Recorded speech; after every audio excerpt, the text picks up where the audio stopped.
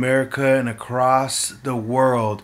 I'm so pissed off right now. I want to let you guys know something, okay?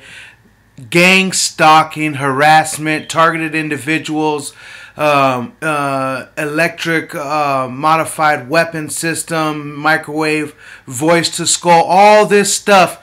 Everyone has their own thing of what's happening.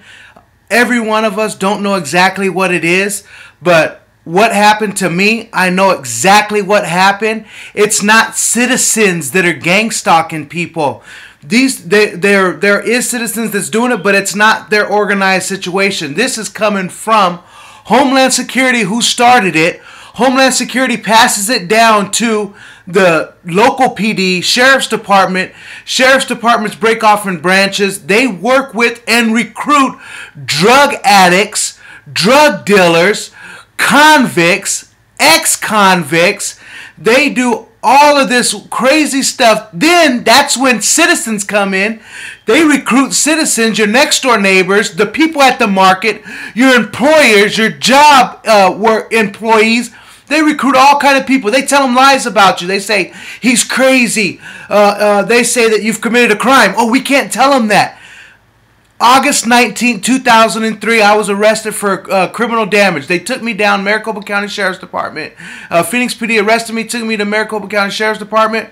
They booked me. They did the fingerprints. They took a picture. Then they took me to the machine. They wanted to scan my eye. I refused. They said, no, you're not going to scan my eye. No, he said, we're going to get your eye scanned. You don't get your eye scanned, you're not seeing a judge for a week. I said, no. They put me back in the cell. This guy comes back, big old heavy set deputy sheriff, came back with 3 or 4 more big ones and said, we're going to do this the easy way or the hard way. You're not going to see a judge for up to a week. So I said, fine, let's just do it. I didn't want to be in jail. Hell, I was sick, mad, pissed off. Plus, I wanted to get back and smoke me a nice doobie anyways. Back then, now this is 9 years ago, a little over 9 years ago.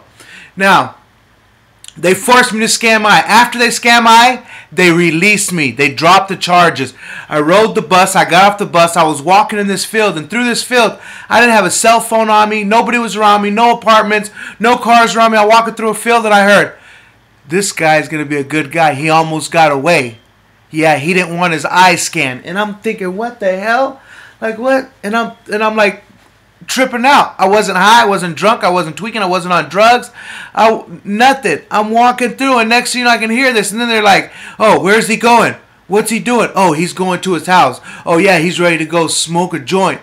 They're talking all this stuff and it drove me crazy. I got to the house, I heard at the house, I'm looking at the walls, I'm going crazy, I'm starting to tell people. I'm telling people. They didn't like me telling people. So then they're telling my family members, oh yeah, he's been under investigation. We can't tell you that. They can't tell you that.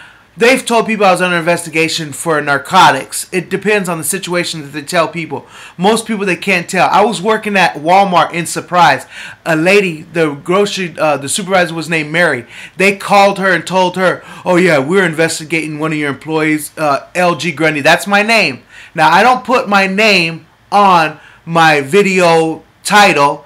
Because people are, jobs in different places they'll Google your name and that'll come up. But I'll make my video and I'll say my name because I'm not scared. I would rather people know my name. I'm a good guy. I'm not a criminal. I'm not a terrorist. I'm not a murderer. I'm not a rapist, a child molester. None of that stuff. Okay?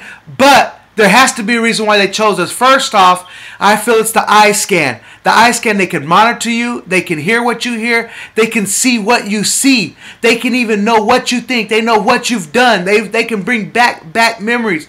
Even they know what's going on with your body. They monitor your heart rate. They know if you've broke something. They know when you're sick. They know how you're sick. There's a lot of stuff that this eye scan is capable of. But you see, there's one thing. There's one thing that's going on. What they're doing is illegal. It's illegal. They recruited some people that were in the apartments that I was staying at, which were citizens, drug addicts, and all this. And then they put the technology. They had cameras in my house. I feel they still have me under surveillance 24/7 in my house. And they had these tweakers and these drug addicts watching me.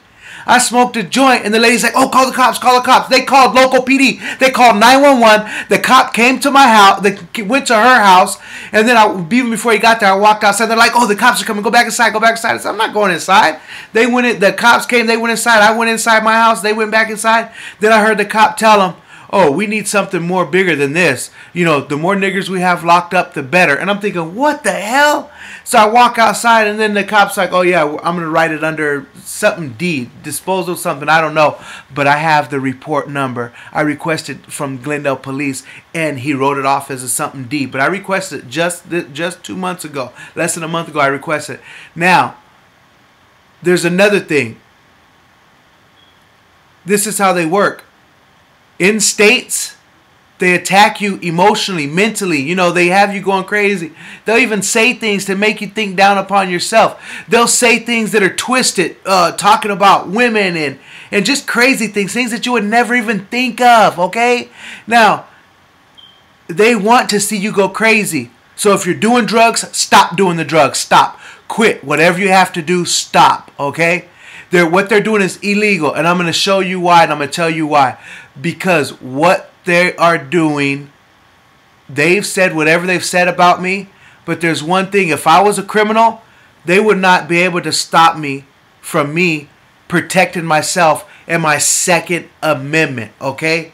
That's one thing. And I keep my Second Amendment on me always. When I went to go purchase one, the guy that they recruited, Eddie Balter Lopez, Eldoro Balter Lopez Jr., Baby Menace from Glendale, he told him, he said, why'd you guys let him get a gun? And the guy said, well, we can't stop him from getting a Second Amendment. So that's how I